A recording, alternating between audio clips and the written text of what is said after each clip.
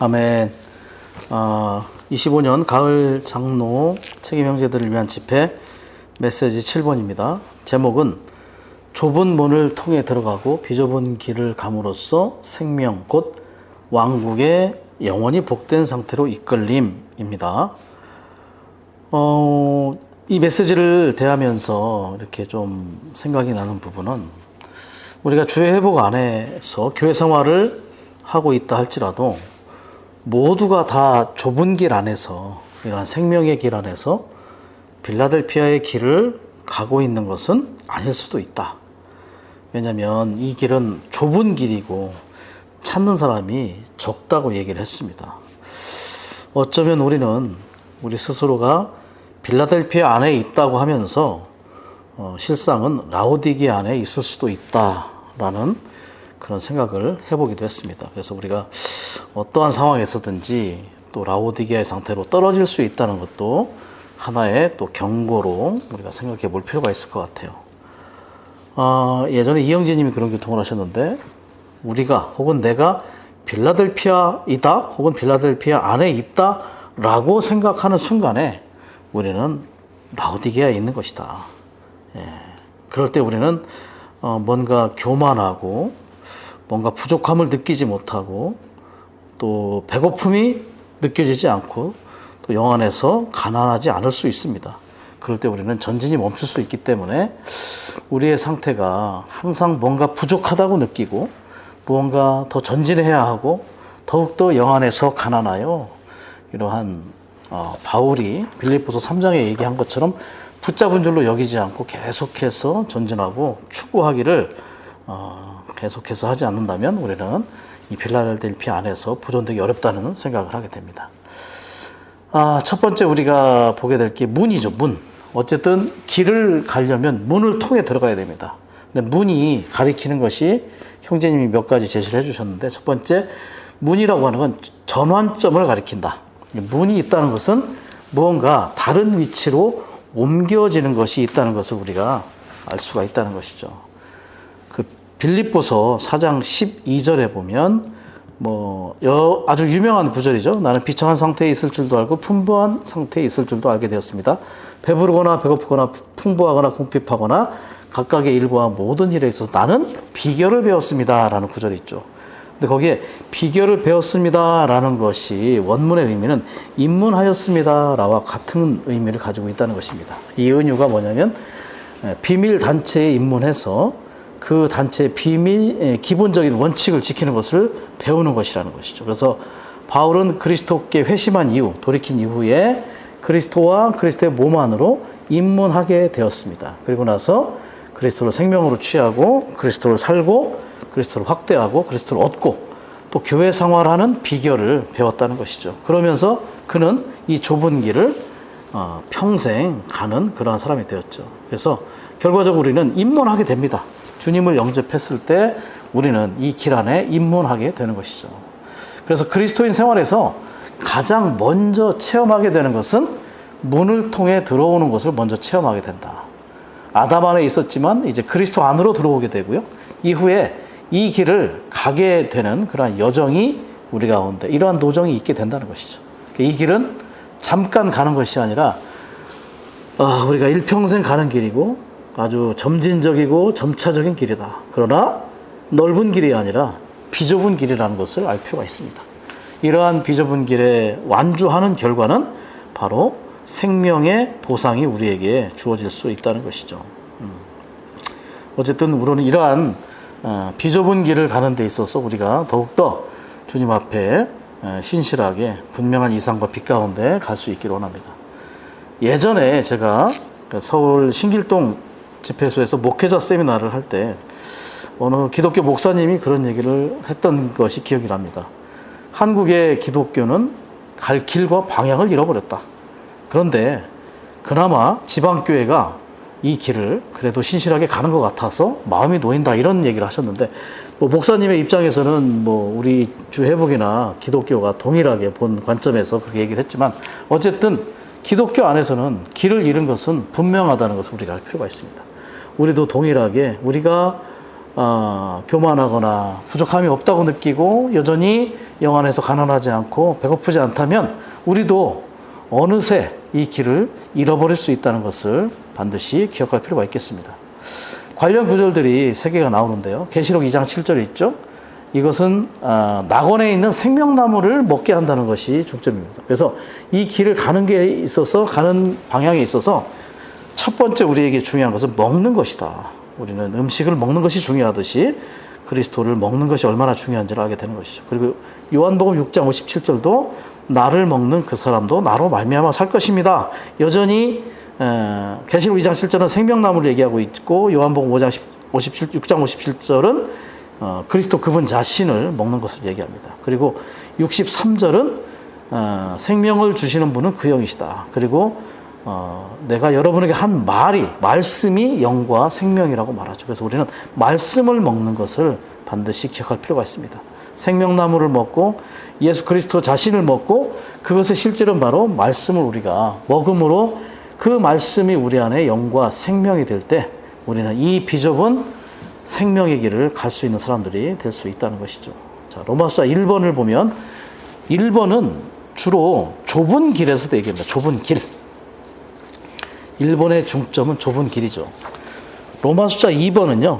2번은 중요한 방면이 생명의 길입니다. 생명의 길. 그래서 A부터 G번까지 반복되는 게 뭐냐면 생명의 길 머문다. 생명의 길에 머문다. 그래서 로마서 2번은 생명의 길이죠. 3번은 빌라델피아의 길입니다. 교회의 길이고 빌라델피아의 길이죠. 여기까지는 긍정적인 좁은 길이죠. 그러나 로마서 4번은 이제 넓은 길을 얘기합니다. 빌라델피아가 넓어진 상태, 좁은 길에서 넓어지면 하락하게 되면 라오디게아의 상태가 되죠. 결과적으로 이러한 하락의 상태에서 우리가 구출받아야 된다는 것을 보여주고 있습니다.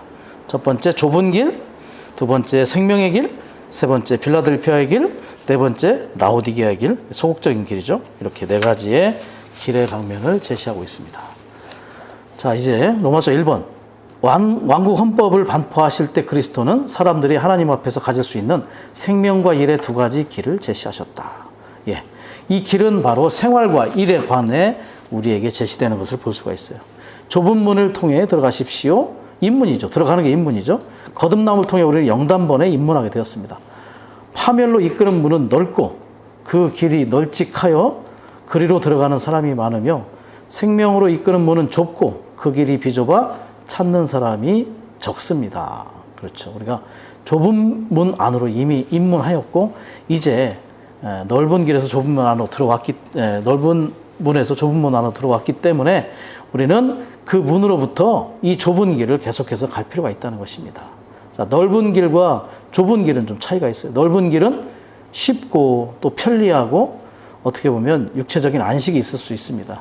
그러나 좁은 길은 춥고 또 고난이 있고 역경이 있을 수 있다는 것이죠. 네. 비좁다는 특징이 있습니다. 비좁다는 것은 제한이 있고 억누름이 있고 또 쥐어짬이 있다는 것이죠.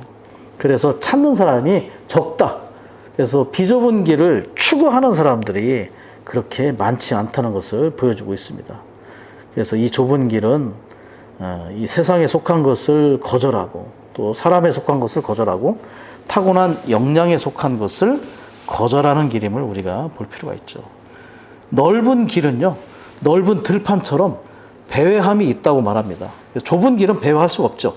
그러나 넓은 길은 뭔가 방향성과 목표가 분명하지 않을 때 배회할 수 있다는 것을 우리는 기억할 필요가 있겠죠. 자, 우리가 아브라함의 그 남쪽으로 내려간 것과 또 이사야 14장의 북쪽을 한번 생각해 보겠습니다. 남쪽은요, 세상을 상징하죠. 아브라함이 좋은 땅에 기근이 들었을 때 그는 이집트로 내려갔습니다. 남쪽으로. 그곳은 좀 편리하고 쉽고 따뜻하고 안식이 있을 수 있지만 하나님의 임재가 없습니다. 그러나 이사야 14장에 보면 그 사탄이 내가 5번 얘기하면서 내가 북극 지표에 자정하리라. 그 북쪽은 바로 하나님의 임재가 있는 곳이죠. 북쪽은 춥고 고난이 있고 역경이 있고 또한 제한과 억누름이 있을 수 있지만 그곳이 바로 하나님의 임재가 있는 그러한 방향이라는 것을 우리는 기억할 필요가 있겠습니다. 자, A번은 생명으로 이끄는 길이고 B번은 파멸로 이끄는 길, 그리고 C번은 비좁은 길, D번은 하나님께서 정하신 길을 얘기하고 있죠. A번의 생명으로 이끄는 길, 예. 자, 생명에 속한 살아있는 보상으로 이끈다. 이 보상은 뭐냐면 생명의 총체인 생명의 성, 새 예루살렘을 유산으로 받게 될 수 있다는 것입니다. 이 생명의 길을 신실하게 간. 그러나 중간에 한번 우리가 보상받을 것이 바로 왕국의 보상이죠. 우리는 이 왕국의 보상과 새 예루살렘의 그러한 생명의 성으로서의 보상이 이 생명의 길을 계속해서 간 자들의 보상임을 볼 수 있습니다. 이것은 그 길, 진리의 길, 바른 길, 의의 길, 평안의 길, 구원의 길, 하나님의 길, 주님의 길, 이다 이렇게 얘기를 하고 있죠. 특별히 그 길이라고 얘기하는 것이 사도행전 9장 2절에 있습니다. 특별히 이때는 아직 바울이 사울이었을 때에 그 길에 속한 사람을 만나기만 하면 남자와 여자 모두 결박하여 예루살렘으로 끌어오기 위한 것이다. 그 길에 속한 사람들, 아직 사울은 그 길에 있지 않았습니다. 그 길에 있었던 믿는 이들을 얘기하는 것이죠. 하나님의 경륜 안에 있는 완전한 구원 안에 있는 그러한 길이라는 것을 볼 수가 있죠. 그래서 아직 사울이었을 때는 그 길 안에 들어가지 못했지만 이 사도행전 9장에서 그가 회심하고 이제 이상을 본 이후에는 그가 이 길 안에 들어왔다는 것을 우리는 알 수가 있죠. 거기에 하나 메모를 해놓을 것이 9장 11절 말씀이 있습니다. 그 11절에 보면 아나니아에게 얘기를 합니다. 주님이 일어나 곧은 길이라는 거리로 가서 유다의 집에 머물고 있는 사울이라고 하는 다소 사람을 찾아라. 그가 지금 기도하고 있다. 이 다소의 사울이 이제 회심한 이후에 그 유다의 집에 머물고 있다고 얘기하는데 이 아나니아로 하여금 어디로 가라 가냐면 곧은 길이라고 하는 거리로 가라. 그래서 이 사울, 이 다소의 사울이 주님께 회심한 이후에 그는 이제 그 길, 곧은 길 안에 비뚤어지지 않은 곧은 길 안에 입문하게 되었다는 것을 말해주는 것입니다. 그리고 이 길은 이제 진리의 길이죠. 진리의 길이라고 얘기하는데 이 길은 진리에 따른 그리스도인의 삶의 노정이라는 것을 우리에게 말해주고 있습니다. 그리고 베드로 후서 2장 2절의 각주의 내용이 사실은 A본에 있는 내용들을 그대로 옮겨놓은 것을 우리는 알 수가 있죠. 평안의 길이고 구원의 길, 분배의 길이죠. 그리고 하나님의 길이고 또 주님의 길이다. 주님의 길이라고 얘기할 때 주님이 길이시라는 거죠. 하나님께서 길이시고 주님이 길이시다. 그렇기 때문에 이 길은 그냥 길이 아니라 살아있는 인격이다. 인격이 우리의 길이라는 걸 볼 수가 있습니다. 어떤 방법이나 방식이나 공식이 아니라 주님이 우리 안에 사심으로 우리를 안내하고 계시다는 것, 우리를 지시하고 통제하고 통치하고 계시다는 것, 그분께서 인격으로서 우리의 길 자체가 된다는 것을 우리는 반드시 기억할 필요가 있겠습니다. 그리고 몇 가지 길을 더 제시해 주고 싶은데 십자가의 길, 마태복음 10장에 보면 마태복음 10장의 38절에 보면 자기 십자가를 지지 않고 나를 따르는 사람도 나에게 합당하지 않습니다. 우리가 주님을 따른다는 것, 주님이 길이시기 때문에 그분을 따라가는 것 자체가 노정이죠. 그러나 그분을 따라가는 길은 십자가의 길입니다. 마태복음 16장 24절에서도 동일한 말씀이 있습니다.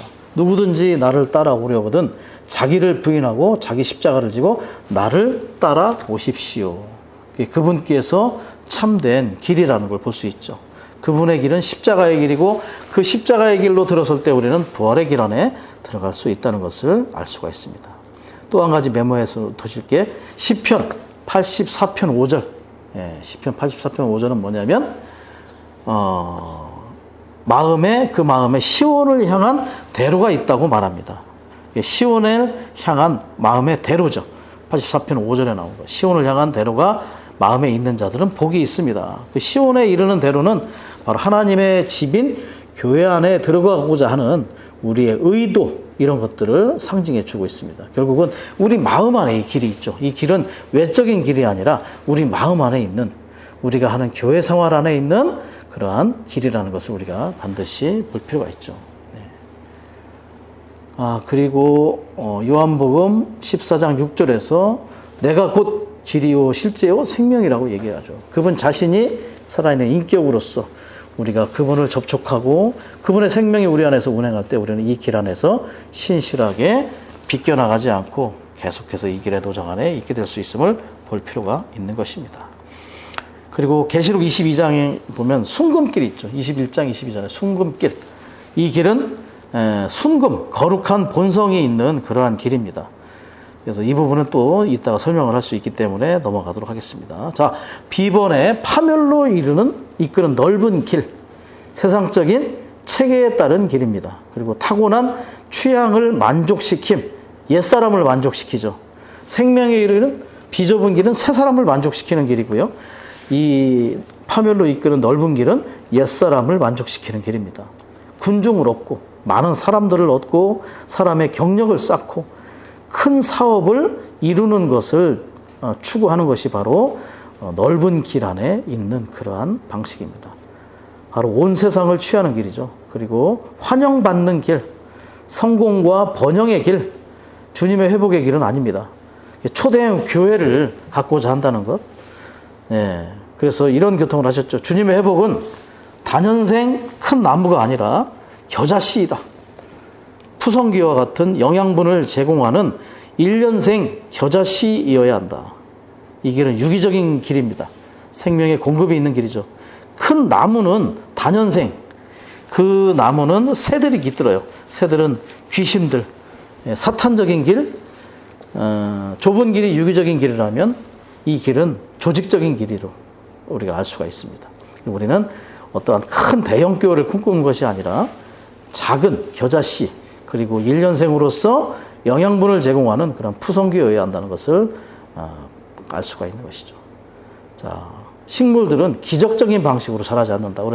우리는 이러한 기적적인 방식으로 취하는 넓은 길을 우리는 가서는 안 된다는 것이죠. 또 형제님의 부담이 있었어요. 우리가 다음 세대를 위해서 잘 가르쳐야 되는데 다음 세대가 외적인 성공이나 많은 회중들을 끌어모으거나 이런 것들을 하지 않도록 하나님의 권위과 하나님의 증거 그리고 그분의 몸과 그분의 표현을 위한 그러한 길을 선택할 수 있도록 우리가 다음 세대를 잘 가르쳐야 된다고 말하고 있습니다. 자, 10번은 이 비좁은 길이 어떠한 특징이 있느냐? 제한받는 길이다. 신성한 규제가 있고요. 영적인 요구들을 충족시키는 것이 있습니다. 선택받은 백성들을 산출하고 예수 그리스도의 증거를 지니고 그리스도의 몸을 건축하기 위한 하나님의 경륜을 수행할 수 있는 이 길이 바로 생명을 이끄는 비좁은 길이다. 교회 생활 안의 환경은 우리를 좁히고 제한한다는 것이죠. 큰 일을 하거나 위대한 사람이 되기를 기뻐하는, 기대하는 그러한 길이 아니다. 정상적이고 아주 평범한 생활을 하는 것이 바로 이 지극히 비좁은 길 안에 있는 우리의 특징이 된다는 것입니다. 자, D번은 하나님께서 정하신 길. 자, 항상 좁고 비좁은 생활과 일. 자, 로마서 1번에서도 우리가 생활과 일을 얘기했죠. D번에서도 생활과 일을 얘기하고 있습니다. 그래서 우리의 이 길은 생활과 일이 일치되는 그러한 길임을 알아야 될 필요가 있습니다. 생활 따로 일 따로가 아니죠. 생활과 일은 하나로 표현되는 실제가 있어야 된다는 것이죠. 이 길은 주님의 말로 다 할 수 없는 생명과 사역에 보냈다는 것이자. 자, 하나님께서 정하신 길, 1984년부터 1994년까지 이렇게 주의 회복은 터닝 포인트가 있었습니다. 생양교건, 복과 소지, 낳고 목양하고 소그룹에서 교육하고 지역 집회에서 신혼함으로 건축하는 그러한 생활을 하는 것.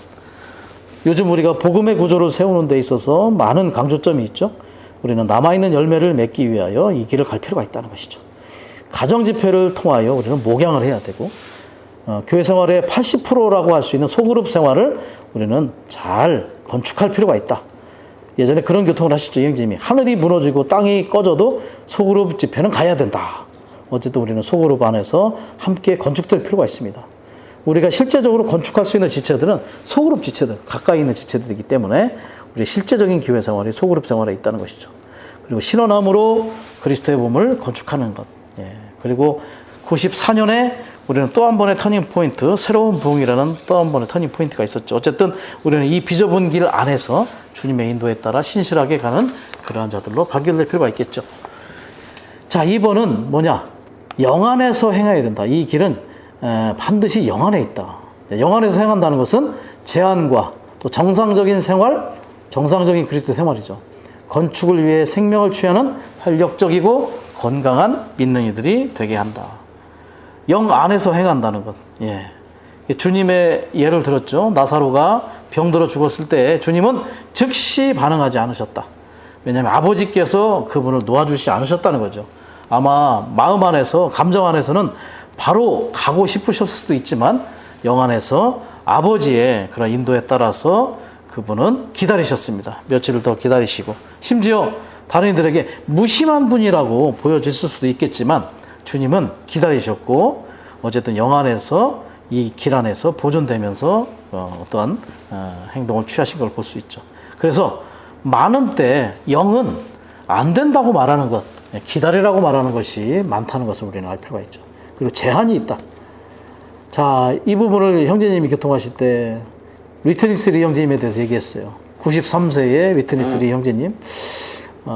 그 식사하는 부분에 대해 얘기했죠. 이 자매님께서 얼마나 제한을 하셨는지.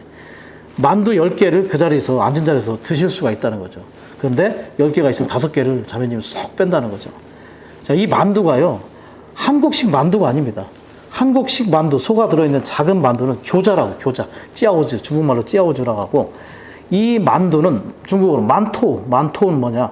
밀가루를 김에 쪄서 만든 소가 없는 거, 속에 아무것도 없어요.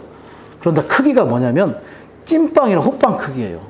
상당히 큰 겁니다. 이거를 이형제님이 앉은 자리에서 10개 정도를 먹을 수 있을 정도의 대식가였는데 자매님께서 제한을 시켰다는 거죠. 5개 이상 못 먹게 이제 뺐다는 건데 5개도 상당히 많습니다. 제가 중국에 가서 아침 식사 때마다 이 만토우하고 흰 쌀죽을 같이 먹어요. 하나만 먹어도 사실 배부르거든요, 사실은.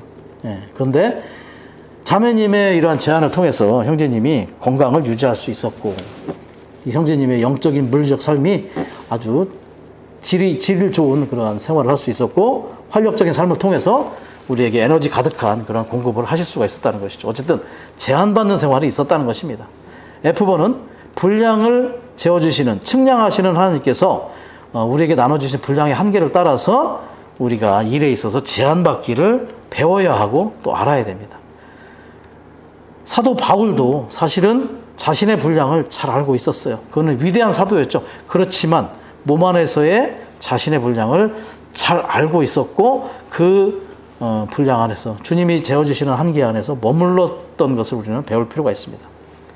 이러한 한계를 모를 때, 분량의 한계를 모를 때 많은 문제들과 충돌이, 분쟁이 일어난다는 것을 알 필요가 있는 것이죠. 자, G번, 더 제약받고 규제받고 규제될수록 건강해진다. 예, 위에서도 봤지만 어쨌든 규제와 제한을 통해서 우리가 건강해질 수 있다는 것이죠. 방임은 안 됩니다. 그래서 영 안에 있다는 것은 항상 이러한 규제와 제한 안에 있다는 것을 알 필요가 있는 것이죠. 활력적인 것은 건강한 것을 의미한다. 활력 그룹은 건강한 그룹입니다. 건강하지 않으면 활력 그룹을 할 수 있죠. 바이탈, 살아있는 그룹은 건강한 그룹이죠. 그러한 그룹의 특징은 규제와 제한이 있다. 바울은 온갖 지혜로 각 사람에게 권면하고 각 사람을 가르침으로 각 사람을 그리스도 안에서 충분히 성장한 사람으로 하나님께 드리기를 갈망했다. 바울은 기적을 의지하지 않았다는 것이죠. 그분의 일은 더욱 각 사람의 방식으로 행해졌다. 예. 바울이 사도행전 20장 31절에 보면 에베소에서의 사역에 대한 얘기를 간단하게 얘기합니다. 내가 3년 동안 밤낮 쉬지 않고 눈물로 각 사람을 훈계하던 것을 기억하십시오. 바울도 각 사람의 길을 취했다는 것이죠. 큰 일을 기대하며 하지 않았습니다. 그는 3년 동안 에베소 교회 성도들을 위해 한 사람 한 사람을 두고 기도한 일을 했다는 것이죠. 하나님께서 정하신 길은 제한받는 길이다. 생명 안에서 생명으로 이렇게 제한받을 때 하나님의 경륜이 성취될 수 있다는 것을 반드시 기억할 필요가 있습니다. 그래서 강력한 일꾼이 되기를 꿈꾸지 말아야 된다.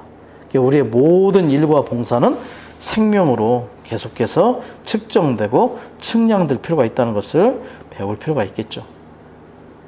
위트니스 리 형제님은 활력적인 것은 두드러진 것이 아니다. 평범하고 지극히 정상적이고 평범한 생활, 이러한 생활이 우리를 건강하게 만듭니다. 너무나 두드러진 생활을 우리가 꿈꾼다면 우리의 영적인 생활은 건강하지 않을 수 있다는 것이죠. 그래서 구약에 룻과 보아스의 예를 들었어요. 룻과 보아스와 삼손을 예를 들었죠. 삼손은 강력했지만 사람의 길을 갔다는 것입니다. 그렇지만 룻과 보아스는 평범했지만 결국 그들의 결혼으로 그리스도의 계보와 연결되는 그러한 일이 있었다는 걸 볼 필요가 있죠. 그래서 우리는 특별한 능력과 역량을 기대해서는 안 된다. 많은 사람들을 모으고 특별 메시지를 전하는 그러한 길이 아니라는 것을 우리는 알 필요가 있다는 것이죠. 그래서 우리는 일보다 생명의 주의를 더 기울여야 한다. 에덴 동산은 최초에 일하는 곳이 아니었어요. 선과 악의 지식나무를 먹은 이후에 사람은 일하는 사람이 되었죠. 우리는 에덴 동산, 교회 생활이 에덴 동산이잖아요. 누리는 생활이 되어야 합니다. 우리는 일하는 생활이 아니라 누리는 생활, 생명나무를 누리고 생수의 강을 누리는 자들이 될 필요가 있습니다. 그래서 우리는 평범한 생활 가운데 우리 생활이 활력적이 되고 우리는 지극히 평범한 가운데 사람들을 목양하는 길을 갈 필요가 있겠죠. 자, 로마서 2번은 이제 생명의 길입니다. 생명의 길. 계속해서 A번에서 G번까지 마지막 부분이 다 생명의 길에 머문다. 생명의 길에 머문다를 계속해서 반복하고 있다는 것을 알 필요가 있습니다. 자, 이 생명의 길은 근원이 뭐냐면 생명나무가 근원입니다. 생명나무는 먹는 거죠. 생명나무의 열매를 우리가 취하여 먹고 누림으로 생명을 유지해주는 생명의 길, 생명의 노선에 머무를 수 있다는 것이죠. 그럴 때 우리는 하나님의 건축을 이룰 수 있다고 얘기합니다. 건축을 위해서 생명을 누리고 생명 안에 성장함으로 우리는 건축될 수 있다는 것이죠. 사실 에덴 동산에 두 나무가 근원입니다. 생명나무 그리고 선악 지식의 나무가 있죠. 결과적으로 두 나무는 두 노선을 갖게 됐고 두 가지 결과를 가져오게 됐어요. 생명나무는 세르살렘의 성으로, 그리고 선악 지식의 나무는 불못으로 결론이 내려지죠. 우리의 결론은 바로 새 예루살렘으로 들어가는 것입니다. 그래서 우리가 이 생명의 길 안에서 첫 번째 중요한 게 뭐냐면 누려야 한다. 누리려면 먹어야 한다. 생명나무는 먹는 것에 중점이 있습니다. 교회의 하락의 첫 번째인 에베소 교회의 특징. 왜 하락을 했냐면 먹지 않아서 하락하게 된 겁니다. 생명나무를 먹는 일을 우리는 중하게 여길 필요가 있다는 것이죠. 자, 여기에 계시록 22장 1, 2절이 있죠. 순금길을 얘기합니다. 자, 이 길을 볼 때 첫 번째 보좌로부터 생수의 강이 흘러내립니다. 나선형으로 흘러내리죠. 그리고 이 길은 길 가운데 흐른다고 했어요. 근데 그때의 길이 바로 순금길입니다. 이 순금길은 투명한 길이고 거룩하고 신성한 아버지의 본성에 따른 길입니다. 이 길은 우리의 행함을 상징하죠. 그렇기 때문에 우리의 행함이 타고난 방식이 아닌 거룩한 방식 안에서 아주 투명한 순금길 안에서 행할 때 이 길 가운데로 생수의 강이 흐르게 되고 그 강 좌우에 생명나무의 열매가 12달 동안 계속해서 열린다는 것을 말하는 것이죠. 자, 생수의 강은 주님의 이름을 부를 때 생수를 누릴 수 있어요.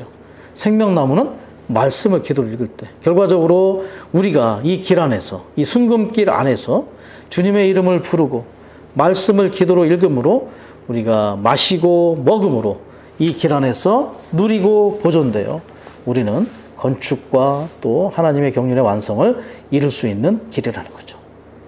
A번의 이 길의 원칙은 생명의 원칙이다. 옳고 그름의 원칙이 아니라는 것이죠. 옳고 그름의 원칙은 우리를 거미줄로 옮가서 이 길 안에서 벗어나게 할 수 있습니다. 여기서도 살고 봉사함, 생활과 일이 나오죠. 이런 생활과 봉사가 이 생명의 원칙과 생명의 길 안에 보존될 필요가 있다. 자, 두 번째, 첫 번째는 원칙을 얘기하고 두 번째는 사랑입니다. 주님을 극도로 사랑해야 될 필요가 있어요. 그럴 때 우리가 달려갈 수 있게 되고 생명의 길 안에 머물 수 있음을 알 필요가 있습니다. 자, 관련 구절 아가서 1장 4절. 나를 이끌어 주세요. 우리가 당신을 쫓아 달려가렵니다. 이끌어 주세요. 예. 결과적으로 주님이 우리를 이끌어 주실 때 우리는 이 길 안에서 그분이 따라서 계속해서 달려갈 수 있게 됩니다. 주님을 극도로 사랑함으로 그분이 우리를 이끌음으로 우리는 이 길 안에서 보존될 수 있다는 것을 알 수가 있는 것이죠. 자, 10번 구체적입니다. 어떻게 우리가 생명나무신 그리스도를 누리느냐? 말씀을 기도로 읽고 읍접임으로 예수님을 먹고 믿음의 영을 사용해서 그 영인 말씀을 다른 사람들에게 공급하여 생명의 길에 머문다. 동일하게 생명의 길에 머문다고 이야기하고 있죠. 자, 말씀을 기도로 먹는 겁니다. 생명나무를 먹는 실제적인 비결은 말씀을 기도로 읽고 읊조리는 것이죠. 읽을 때, 기도할 때는 영을 훈련할 수 있고 읽을 때는 우리의 생각을 훈련할 수가 있습니다. 읊조린다는 것은 한 음절 한 단어를 반복하고 강조하고 적용하고 기도하는 것이죠. 예. 자, 우리는 이렇게 계속해서 말씀을 계속해서 먹고 누리고 할 때 이 말씀이 우리에게 그 영인 말씀, 레마의 말씀이 될 수 있음을 알 필요가 있는 것이죠. 그렇게 우리가 이 말씀을 먹을 뿐만 아니라 영을 사용하여 다른 이들에게 공급할 때 우리는 생명의 길에 머무는 사람들이 될 수 있습니다. 요한복음 6장 57절 나를 먹는 그 사람도 나로 말미암아 살 것입니다. 여기서 먹는다는 것이 트로고 잘근잘근 씹어 먹다, 깨물어 먹다, 으깨서 먹다, 분수해서 먹다.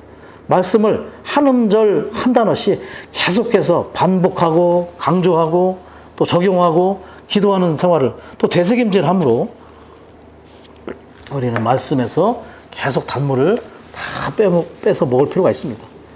그리고 요한복음 6장 63절 말씀이 영과 생명이고, 그죠? 우리 이 말씀이 영과 생명이기 때문에 우리가 이 말씀을 기도로 읽을 때 이 말씀이 우리에게 영과 생명이 돼서 우리에게 참 자양분이 될 수 있는 것입니다.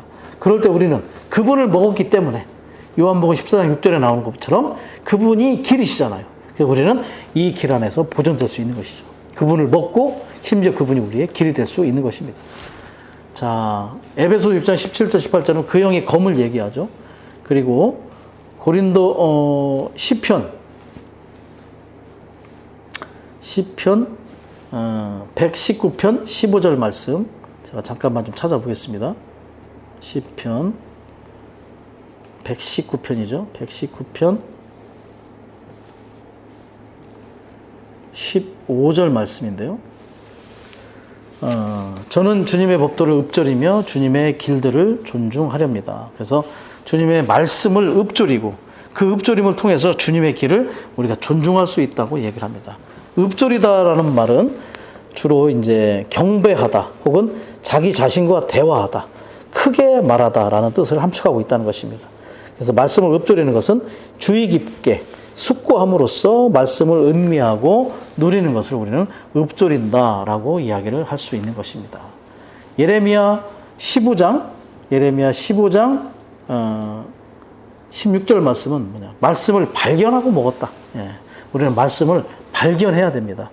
여기서 말하는 발견하다는 것은 마차, find, 찾다 이런 뜻을 갖고 있죠. 그래서 우리는 말씀을 아침부터 은혜의 보좌 앞에 나가 말씀을 발견하고 또 찾아서 먹는 자들이 될 필요가 있을 것입니다. 자, 뒤번에 이제 이 신성한 영향을 갖게 될 때 생명의 영이신 삼일 하나님을 누릴 때 우리가 생명의 길을 안에 머물게 된다. 자, 이 생명은 자연스러운 것이다.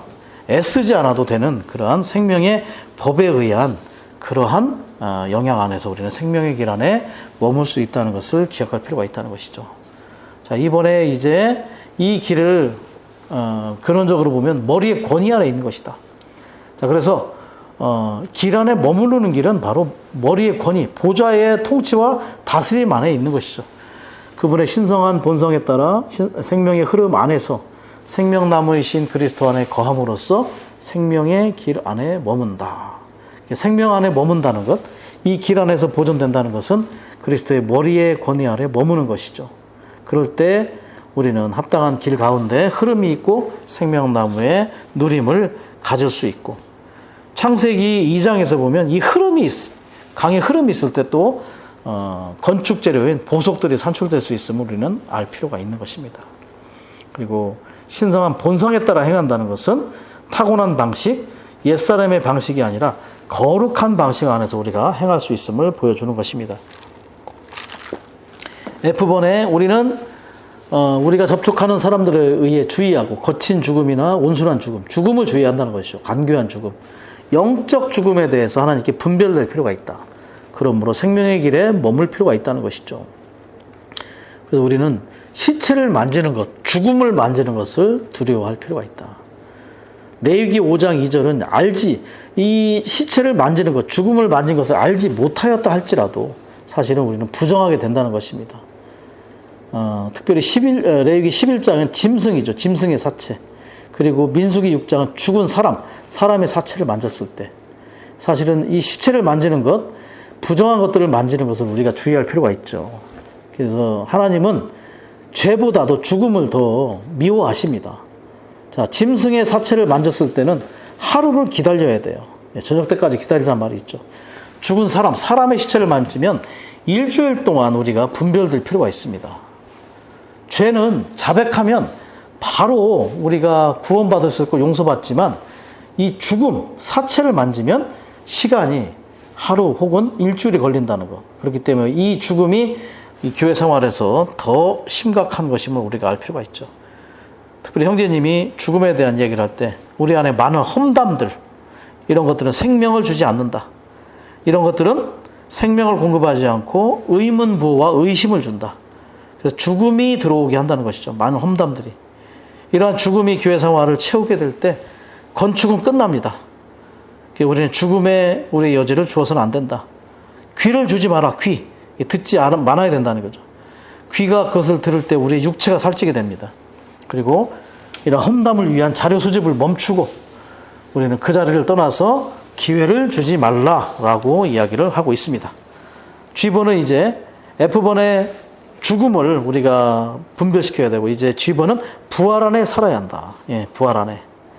부활 안의 삶으로 금등잔대로 삼기는데 그리스도의 몸인 교회의 실제 안의 삶으로 생명의 길 안에 머문다. 자, 부활 안에 있다는 것. 자, 죽음이 붙잡을 수 없는 부활 생명을 우리가 잡아야 된다. 부활의 실제를 만져야 된다는 걸 얘기하는데 여기서 우리가 강조하는 게 아몬드 나무를 이야기했습니다. 아몬드 나무. 자, 아몬드 나무는 지성소 법궤 안에 이 쌍난 막대기가 아몬드 나무죠. 그리고 이 아몬드 나무는 금등잔대를 상징하기도 합니다. 이 금등잔대는 그리스도의 증거를 우리가 짊어질 수 있다는 것을 말하는 것이죠. 그렇기 때문에 우리가 부활 안에 살 때 우리는 금등잔대를 우리의 그리스도의 증거로 지니게 될 수 있다. 특별히 이 아몬드 나무가 쌍난 막대기로서 지성소의 법궤 안에 있다는 것은 우리의 영 안에 이러한 부활의 실제가 있다는 것을 다시 재조명해 주는 것이겠습니다. 자, 이렇게 우리는 생명의 길 안에 머무는 몇 단계를 보게 되었죠. 자, 3번은 이제 교회의 길, 빌라델피아의 길을 갈 필요가 있음을 우리에게 제시를 해주고 있는데, 빌라델피아, 빌라는 사랑이죠. 델비아는 형제라는 뜻입니다. 그렇기 때문에 빌라델피아는 형제 사랑이다라고 해석할 수 있는 것이죠. 특별히 형제 사랑이라는 것은 수평적인 사랑이죠. 에베소에서는 처음 사랑, 첫째 가는 사랑을 강조했어요. 그 첫째 가는 사랑은 주님과의 수직적인 사랑. 그 수직적인 사랑이 이제 빌라델피아에서는 수평적인 형제 사랑으로 확대되었음을 보여주는 것입니다. 자, 이러한 2000년 교회사를 볼 때 교회가 가야 할 길에 이러한 방면들을 우리에게 제시를 해주고 있는데, 자, 이렇게 우리는 7교회 안에서 교회가 어떤 길을 갔는지를 우리가 반드시 한번 볼 필요가 있겠습니다. 자, 하나님께서 교회를 위해 정하신 길은 바로 생명으로 이끄는 비좁은 길입니다. 그렇죠? 요한계시록 2장 3장에서 우리는 교회에 대한 우리의 온전한 노정을 우리가 살펴볼 수 있어요. 넓은 문과 넓은 길을 거절하고 좁은 문으로 들어가서 비좁은 길을 걷는 생명의 길을 우리 교회 생활 가운데 우리는 선택할 필요가 있겠죠. 자, 에베소 교회를 보면 이름은 바람직한 교회예요.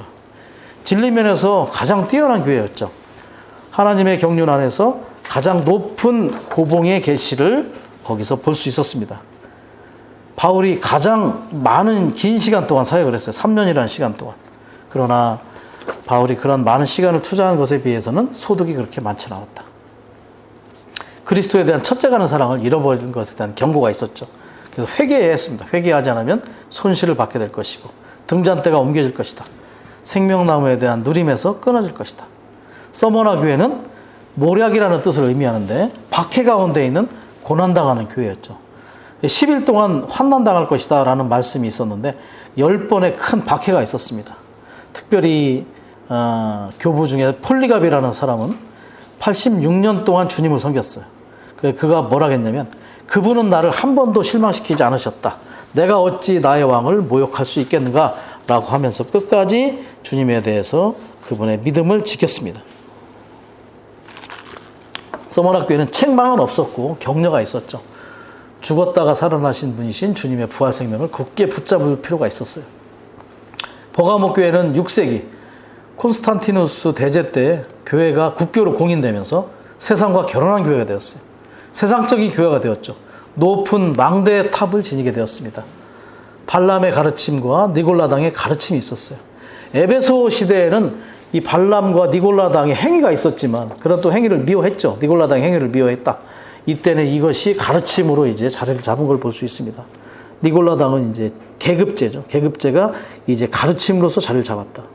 서머나 교회의 특징은 사탄이 교회 밖에서 핍박을 했다면 버가모 교회가 되었을 때는 사탄이 교회 안으로 들어와서 교회의 본성을 바꾸고 교회가 세상과 하나가 되도록 큰 나무가 되게 하였습니다.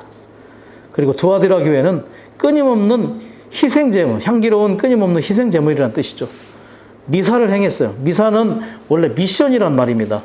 보내다, 파견하다는 뜻인데 5세기부터 이 미사가 그리스도의 죽음과 부활을 재현하는 제사로 변질이 됩니다.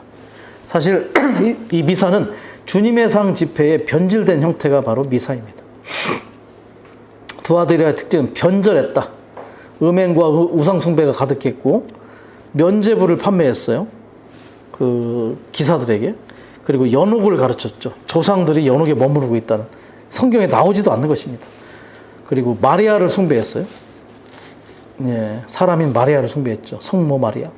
천년이라는 교회의 그런 암흑기의 시대가 이 시대입니다. 성경이 성도들에게 닫혔죠. 원래는 헬라어 성경이 있었고 헬라어는 평민들이 주로 쓰던 언어였는데 라틴어를 만들어내서 귀족들이 쓰는 언어가 되었죠. 그리고 나서 그 성경을 라틴어로 번역을 해서 귀족들과 사제들만 보는 그러한 성경이 닫힌 시기가 되었습니다. 자, 사대교회는 종교개혁의 교회였습니다. 루터가 교황에 맞서고 저항을 했죠. 그리고 존 위클리프하고 존 후스라는 사람이 있었는데 존 위클리프는 결국은 영국 형제회의 그러한 모티브가 되는 사람이 되었습니다. 존 후스는 체코의 보헤미아의 출신인데 결국 모라비안 형제회에게 영향을 준 사람이 되었죠. 존 위클리프는 라틴어 성경을 영어로 번역을 해서 보급을 했는데 결국 그가 죽은 다음에 천주교가 재판을 해서 그에게 사형을 언도해서 죽은 시신을 꺼내서 화형을 했던 그런 인물이 존 위클리프였다고 알려집니다. 루터는 믿음으로 이롭게 됨을 체험했고 구원받았죠. 그렇지만 그 사대교회도 살아있다는 이름이 있으나 실상은 죽은 교회가 되어버렸습니다. 자, 이제 빌라델피아로 전진하게 되죠. 주님이 칭찬한 유일한 교회, 형제 사랑의 교회. 장로, 목사라 불리기를 좋아하지 않았고 다만 형제라 불리기를 좋아했습니다. 그때 많은 진리들이 해방되었습니다. 이영재님이나 니영재님은 한두 방울의 물이 아니라 폭포수와 같이 쏟아졌다. 니영진이 뭐라 했냐면 어느 호텔 주방에서 일하는 형제가 사실은 선교사나 목사, 기독교 목사보다 훨씬 진리를 많이 안다라고 했을 정도로 이 형제회에서 진리는 폭포수와 같이 쏟아지기 시작했습니다. 주 회복의 진리의 90% 이상의 진리를 영향을 주었다고 알려지죠. 그리고 실행적인 것들, 주님의 상 집회 순서라든지 또 장로를 책임형제라고 부르는 것들의 어떠한 실행을 배우기도 했습니다. 유명한 사람들은 존 넬슨 다비, 벨렛, 맥킨토시, 윌리엄 켈리, 존 뉴턴, 펜버, 고벳, 디엠 펜톤 이러한 뛰어난 성경 교사들이 있었어요. 그래서 왕국에 관한 진리들, 특별히 펜버나 고벳이나 펜톤은 이 왕국이 천당이 아니라 보상과 징계의 문제임을 보게 되었고 니영재님이 이것을 또 그대로 배우게 되었고 오늘 우리의 진리가 되었습니다. 또 주님의 다시 오심에 대한 진리, 그리스도의 몸인 교회, 신원 등에 대한 것들이 이때 열리기 시작했다는 것을 알 수가 있죠. 펜버와 같은 사람은 창세기 1장 1절과 2절에 공백기를 설명하는 지구 초기 시대라는 책을 써서 지구과학과 성경과의 연결을 했던 사람입니다.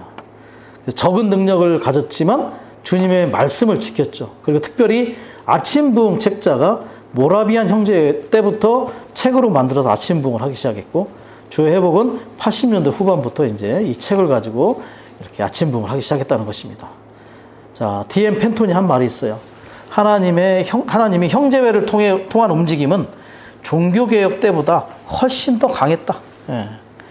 그래서 이것을 뒤집어 얘기한다면 종교개혁은 양에 의한 회복이었지만 형제회의 움직임은 질에 의한 회복이었다. 어쨌든 빌라델피아를 통해서 주님은 많은 것들을 이끌어내셨죠. 그러나 이 빌라델피아가 하락하여 라오디게아로 떨어지게 됩니다. 회복하였다가 하락한 교회, 변태된 빌라델피아, 라오디게아, 라오는 많은 사람들, 디게아 혹은 디시아는 의견을 얘기하죠. 많은 사람들의 의견이란 뜻이 바로 라오디게아입니다.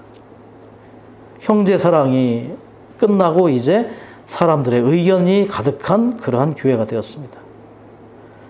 형제회가 25년 후에 이제 하락하기 시작하면서 라오디게아 상태로 떨어졌다는 거죠. 교만했고 교리의 지식으로 부유했어요. 사실은 비참하고 가련하고 또 눈멀고 가난하고 벌거벗은 상태를 그들은 보지 못했다는 것이 비극이었습니다.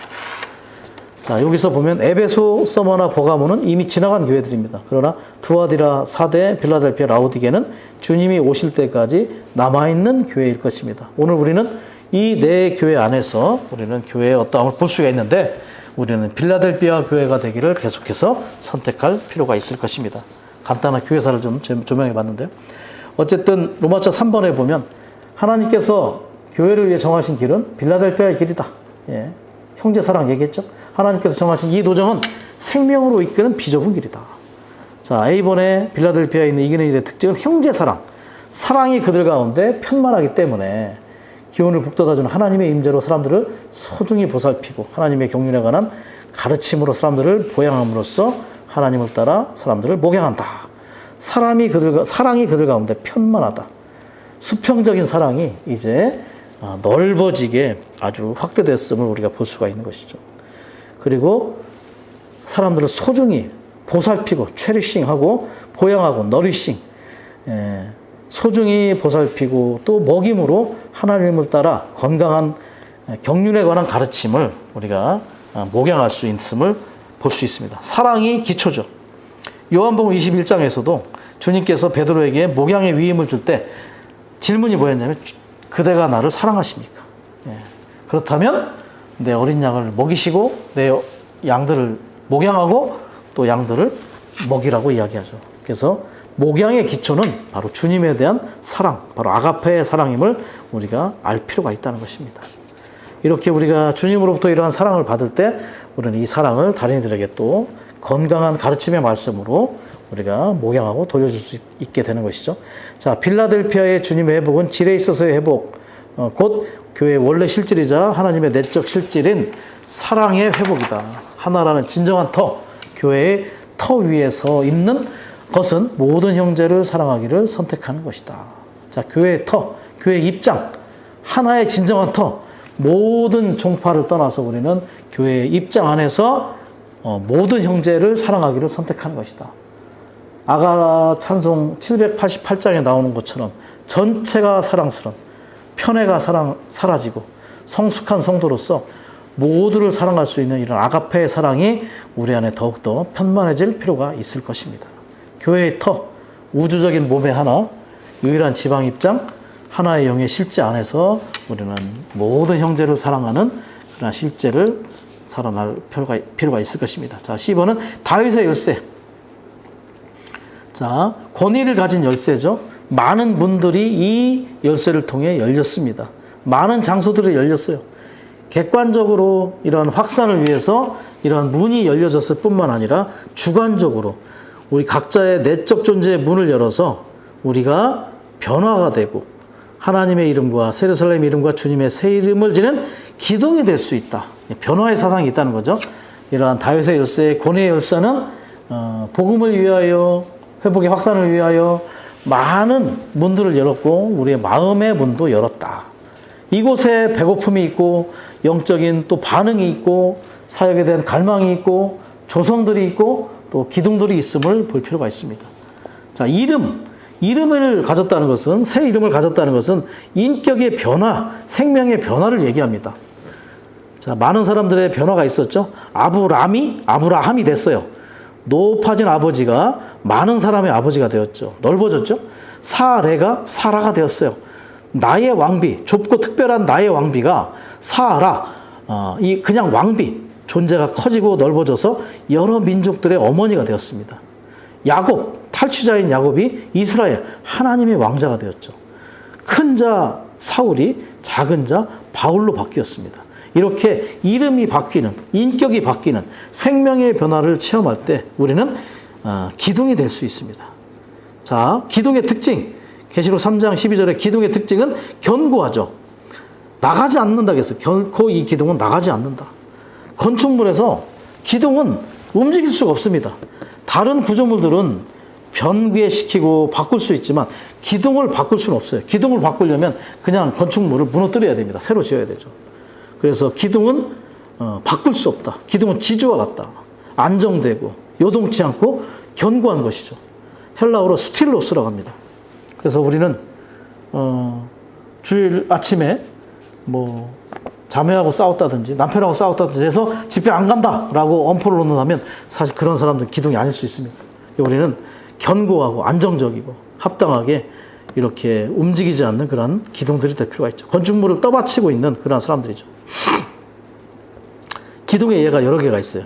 갈라디아서 2장 9절에 보면 교회의 기둥같이 여겨지는 야고보, 게바, 그리고 요한을 얘기하죠. 여기서 예루살렘 교회의 기둥같이 여겨진다라고 할 때는 뭐냐면 믿을 만한 사람들이라는 얘기입니다. 그리고 또 성전을 건축할 때 야긴과 보아스가 있었죠. 아주 믿음직한 것들. 그리고 출애굽기의 구름 기둥과 불 기둥, 여전히 견고하고 안정된 것들을 이야기합니다. 아가서의 연기 기둥, 연기라는 것은 불에서 나오는 성령의 능력인데 이 기둥이 성령의 어떠함이 안정적이다라는 것을 연기 기둥에 비유를 합니다. 창세기 28장 18절, 야곱이 베고 잤던 돌을 아침에 기둥으로 세워서 그곳에 기름을 부었을 때 그곳의 이름이 하나님의 집인 베델이 되었습니다. 기둥은 이렇게 아주 견고하고 안정적이고 하나님의 집으로서 분명한 건축의 실제를 가져오는 것이죠. 자, 좋은 의미의 기둥도 있지만 안 좋은 의미의 기둥도 있어요. 창세기 19장 26절, 롯의 아내가 소금 기둥이 되었다는 거죠. 소금 기둥. 소금 기둥이라는 것은 맛을 잃고 그냥 굳어버린 거예요. 자, 우리는 이러한 소극적인 기둥이 되지 말고 이러한 교회 생활 가운데 좋은 기둥들이 될 수 있도록 우리가 안정적이고 견고하고 나가지 않는 그러한 견고한 요동치 않는 기둥들이 될 수 있기를 원합니다. 변화의 사상이 우리로 하여금 이러한 기둥이 될 수 있는 길을 제시하고 있다는 것이죠. 1번에 나의 하나님의 이름은 기둥이 하나님이라는 것이고요. 나의 하나님의 성의 이름이라는 것은 기둥이 새 예루살렘이라는 것을 가리키고, 나의 새 이름은 기둥이 새로운 의미의 그리스도이시다. 그래서 하나님, 새 예루살렘, 그리스도가 바로 이러한 기둥의 의미를 가지고 있다. 이 기둥의 의미는 생명과 본성에서, 신격에서는 아니지만 생명과 본성에서 하나님이 되고 새 예루살렘의 구성 요소가 되고 체험적으로 새로운 의미의 그리스도가 된다는 것을 이야기해 주고 있다는 것이죠. 자, 이것에 대한 특별히 새 그리스도의 설명이 2번에 있습니다. 자, 이 새 예루살렘은 새 그리스도인데 하나님의 확대와 확장, 새 예루살렘으로서의 새로운 의미의 그리스도이다. 이 새 그리스도는 사복음서의 그리스도와 같지 않다. 자, 사복음서의 그리스도는 개인적인 그리스도죠. 그러나 이 새 그리스도는 단체적인 그리스도. 밑에서 얘기하는 것처럼 신랑의 증가인 신부가 새 예루살렘으로서 하나님께서 거듭나게 하신 모든 이들을 포함하는 그러한 신랑의 증가인 신부로서 확대된 실체, 단체적인 그리스도를 이야기합니다. 자, 사복음서의 개인적인 그리스도가 아니라 이제 새 예루살렘 안에서 확대인 단체적인 그리스도가 새 그리스도의 실제적인 의미라는 것을 볼 필요가 있겠죠. 자, 3번은 이러한 건축, 새 예루살렘이 되고 새 예루살렘의 일부가 되는 것은 인간적으로는 불가능하다. 그러나 생명의 영의 법에 의해 이 불가능한 요소가 해결되는 요소가 이곳에 있다는 것을 우리가 알 수가 있습니다. 인간적으로는 불가능하지만 생명과 본성에서 우리가 그분과 똑같이 될 수 있음을 알 수가 있는 거죠. 자, D번에 빌라델피아 이겨내지는 일보다 생명을 주의를 기울이고 양보다 질에 관심을 둔다. 양이라는 것은 보이는 것이죠. 질은 보이지 않는 것. 보이는 것보다는 보이지 않는 것에 더 관심을 두는 것. 주의 회복은 보이는 것에서 보이지 않는 것으로 회복하는 게 주의 회복이라고 했어요. 그러나 적은 능력을 가졌지만 주님을 기쁘시게 하는 것은 그들이 주님을 위하여 얼마나 많은 일을 하는가에 있지 않고 그분을 위해 그들이 가진 것으로 최선을 다하는가에 있다는 것을 인식하고 있다. 자, 필라델피아 교회는 에베소 교회처럼 똑똑한 교회는 아니었다. 그러나 적은 능력을 가지고 많은 일을 하기보다는 최선을 다하여 주님을 기쁘게 하는 그러한 일을 했다라는 것이 우리에게 아주 강한 인식을 가져야 될 부분이죠. 그래서 능력 있는 일꾼이나 교회들을 주님은 찾고 계시지 않고 적은 능력을 가지고 최선을 다하는 주님을 기쁘게 하는 그러한 사람들이 바로 필라델피아 이기는 자들임을 볼 수가 있습니다. 자, 이 적은 능력으로 뭘 하는지 보겠습니다. 주님의 유일한 신약사역 안에서 그분의 말씀을 지킨다는 거죠. 말씀을 지킨다. 자, 지킨다. 엄격하게 은혜의 말씀을 지켰다. 테레오라는 이 지킨다라는 뜻은 영어로 preserve 혹은 guard라고 하는데요. 보존하다 혹은 보호하다라는 뜻이 있습니다. 말씀을 보존할 뿐만 아니라 보호해야 됩니다. 왜곡되게 해석하거나 왜곡되게 하지 말고 순수하게 보존할 필요가 있습니다. 사실 말씀은 사탄도 인용을 하죠. 마태복음 4장에 보면 마귀도 말씀을 가지고 이렇게 인용을 해서 주님께 대항하는 걸 볼 수 있습니다. 그래서 우리는 말씀을 순수하게 왜곡되지 않게 자신에게 유리하도록 해석하거나 적용해서는 안 될 것입니다. 자, 찬송가 1143장을 보면 가사를 제가 1절 가사 아멘 주 예수여 아멘 언제든지 성경의 말씀에 아멘 9절마다 아멘 귀한 건 오직 주님의 산 말씀뿐이니 아멘 주여 주신 말씀 믿고 순종하리. 자, 이런 찬송이 있었죠. 말씀에 아멘 한다는 것입니다. 우리는 주로 이런 말씀에 대해 감상과 누림을 갖고 순수한 말씀 안에서 우리는 주님의 인격을 참되게 감상하고 사랑하고 누릴 필요가 있다는 것을 우리가 알 수가 있는 것이죠. 자, 고린도후서 11장 2절 말씀에 보면 뒷부분에 11장 3절입니다. 3절에 보면 전에 뱀이 간교하게 하와를 속였던 것처럼 나는 다만 여러분의 생각이 부패하게 되어 그리스도 향한 단순성과 순수성을 잃어버릴까 두렵습니다. 라고 되어 있죠. 자, 에덴 동산에서 아담의 아내인 하와는 뱀에게 어떠한 말씀의 의심을 품게 하는 것을 받게 됩니다. 그럴 때 말씀이 손상당하게 되고 그럴 때 결과적으로 생명나무를 먹는 단순성에서 빗나가게 되고 지식나무를 먹게 되는 그런 실제가 된다는 것이죠. 사실은 우리가 말씀에 대해서 순수하지 않을 때 말씀을 왜곡할 때 사탄은 우리로 하여금 말씀을 의심하게 하고 심지어 말씀을 손상시켜서 생명을 취하지 않고 선악 지식을 취하게 한다는 것을 경고로 받을 필요가 있을 것입니다. F번 이렇게 빌라델비아에 있는 이들은 주님의 말씀을 지키기 때문에 말씀을 기도를 읽고 읍점을 임으로써 마음에 하나님의 말씀을 보물처럼 모아두어 하나님을 향하여 부요하다라고 되어 있죠. 그래서 우리는 하나님의 말씀을 향해 손을 들 수 있다. 이것은 우리가 하나님의 말씀을 열렬하고 기쁘게 받아들이며 말씀에 아멘하는 것을 말한다. 아멘, 아멘이라는 뜻은 확고부동한 신뢰할 만한 이런 뜻입니다. 우리는 그래서 말씀에 아멘하는 그런 훈련을 할 필요가 있을 것입니다. 느헤미야 8장 5절 6절에서 에스라 얘기가 나옵니다. 에스라가 합당한 교사로서 이스라엘 백성들에게 율법인 하나님의 말씀을 가르치고 공급함으로 그들을 정화하고 재조성했던 역사를 우리는 반드시 기억할 필요가 있습니다. 이렇게 우리는 주님의 말씀을 지킬 필요가 있습니다. 주님의 말씀을 합당하게 보호하고 보존하고 우리는 순수하고 단순하게 주님의 말씀 앞에 아멘하는 자들이 될 필요가 있겠죠. 자, G번은 이제 주님의 이름을 부르는 부분이죠. 필라델피아에 있는 이들은 다른 모든 이름을 버렸고 이제 주님의 이름을 부르는 그러한 실제를 체험하게 된다. 자, 많은 다른 이름들은 다 내려놨습니다. 모든 칭호를 내려놨죠. 모든 종파를 떠나서 형제 안에서, 사랑 안에서 주님의 이름만을 높이고 그분의 이름을 이렇게 시인하고 부르는 체험을 했다는 것이. 그래서 자신을 전파하는 것이 아니라 예수 그리스도께서 주님이시라는 것과 그들 자신이 주님을 위하여 믿는 이들의 노예가 된 것을 전파한다. 주님을 이름을 부르기 때문에 그분의 영광을 위해서 모든 생활과 일이 이렇게 집중적으로 이렇게 돌려져 있다는 것을 볼 필요가 있겠죠.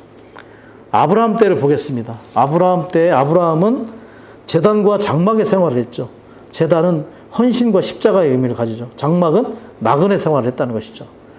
그리고 여호와의 이름을 불렀습니다. 그러나 반대편에서 넓은 길 안에서는, 이렇게 좁은 길을 가는 아브라함이 있었지만 넓은 길 안에서는 바벨탑을 쌓고 그 탑에 자신의 이름을 내기 위해서 자신을 전파하는 일을 하는 사람들이 있었다는 것이죠. 어쨌든 같은 시대에 넓은 길도 있고 좁은 길도 이렇게 있는 것을 우리가 알 수 있습니다. 우리는 이러한 것들처럼 자신의 어떠함을 드러내는 것이 아니라 주님의 영광을 계속해서 표현하는 자들로서 발견될 필요가 있습니다. 그분의 이름이 우리 가운데 더욱더 실제적이고 거룩해지기를 원합니다. 자, H번은 사랑을 얘기하죠. 이영재님의 에나임 장로들에게 한 말, 서로 사랑하라. 아내들도 사랑하라. 장로들은 그리고 서로의 자녀들을 사랑해야 한다. 동료 노예를 폭행하거나 시기하지 말고, 동료 노예를 이렇게 핍박해서는 안 됩니다. 또 시기해서는 안 되죠. 그리고 아내들끼리도 서로 사랑하고 자녀들을 서로 사랑하라. 우리는 그러한 장로들의 자녀들을 또 위해서 기도할 필요가 있죠. 우리 지체들의 자녀들을 위해서. 이영재님이 자기 자녀만을 위해서 기도하는 것은 이기적인 것이다. 우리는 이렇게 우리의 사랑이 넓어질 필요가 있습니다. 자, 이제 문마차 4번에 이제는 어그러진 넓어진 빌라델피아 길이 라오디게의 길임을 볼 필요가 있습니다. 빌라델피아가 타락하면 즉시 라오디게가 된다. 서서히가 아니라 즉시라는 말이 참 와닿습니다. 즉시, 타락 즉시 라오디게가 됩니다. 많은 사람들의 의견이라고 했죠. 빌라델피아 교회가 타락할 때 빌라델피아의 형제들이 많은 사람들이 되고 형제 사랑은 많은 사람의 의견이 된다는 것입니다. 형제와 사랑이 사라지고 많은 사람들과 그들의 의견이 남게 된다는 것이죠. 형제 사랑이 사라지면 몸의 관계는 사라지고 생명의 교통이 끊어지게 되고 사람들의 의견만 남는다는 것을 경고로 받을 필요가 있습니다. 자, A번의 라오디게는 일그러진 빌라델피아이다.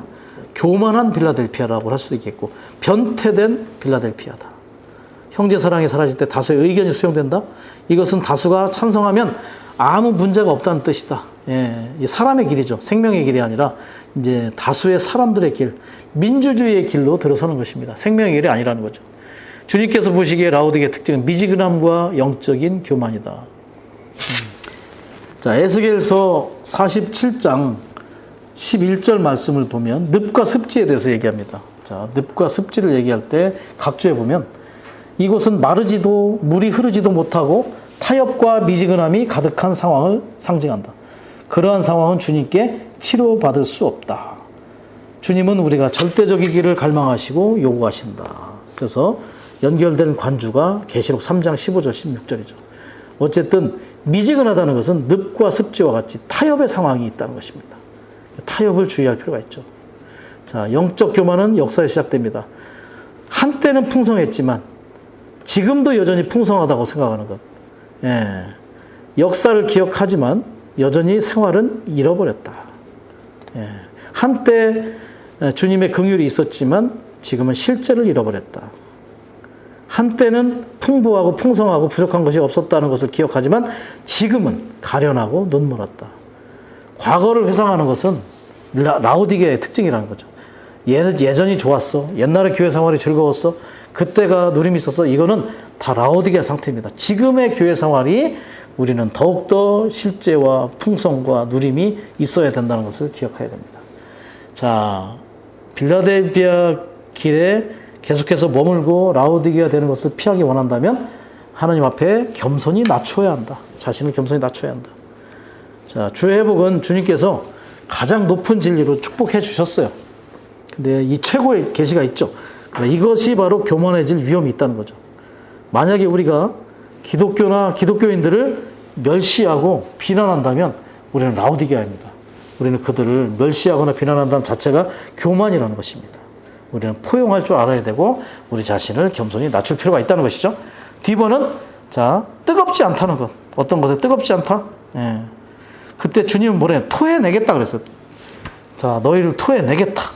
토해낸다는 건 뭐냐면 주님께 거절당하고 누림을 잃어버리는 상태가 되는 것이죠. 명목사로는 모든 것을 갖고 있지만 무엇을 위해서도 자신의 목숨을 희생할 수 없다. 목숨을 희생한다는 것은 혼 생명을 버리는 거죠. 순교의 영을 갖고 순교의 길을 가지 않는다는 것입니다. 예전에 어떤 형제님이 그런 말씀했어요. 여러분은 주의 회복을 어떻게 생각할지 모르겠지만 어떤 사람은 주의 회복을 위해서 목숨을 걸고 지킨 사람도 있다. 우리가 이 주의 회복의 길이 얼마나 좁은 길이고 또 하나님의 경륜의 길이고 생명의 길인지를 안다면 우리는 이러한 방면 안에서 우리가 더 밝아질 필요가 있겠죠. 이전의 영광은 기억하지만 하나님 앞에서 자신의 현재 상태는 잊어버리는 것. 예전에는 빌라델피아지만 지금은 라오디게의 상태. 자, 현재 상태에 대해서 인식을 해야 됩니다. 현실을 직시하여 우리가 어디에 있는지를 볼 필요가 있습니다. 주의 회복 안에 교회 생활을 한다고 하여 모두가 빌라델피아의 상태가 있다고 우리는 단정 지을 수 없다.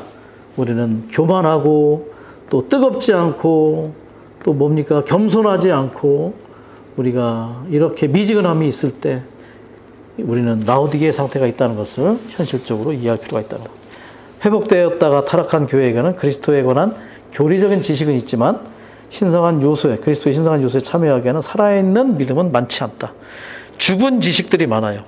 교리적인 죽은 지식. 진리가 아니고 그냥 교리적인 지식이 풍성하죠.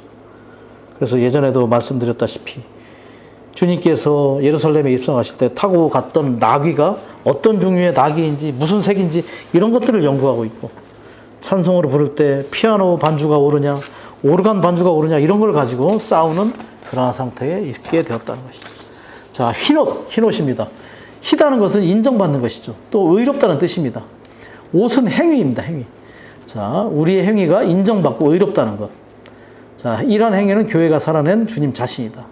자, 옷은 흰 옷은 두 번째 주관적인 옷입니다. 첫 번째 옷은 누가복음 15장에 탕자에게 입혀주신 옷, 객관적으로 가려주신 거죠. 자, 법률적인 방면. 이제 두 번째 옷은 주관적인 의이신 그리스도, 우리 존재 안에서 살아 나타내진 그 그리스도가 바로 타락한 교회의 벌거벗은 수치, 이것을 덮기 위해 필요한 옷입니다.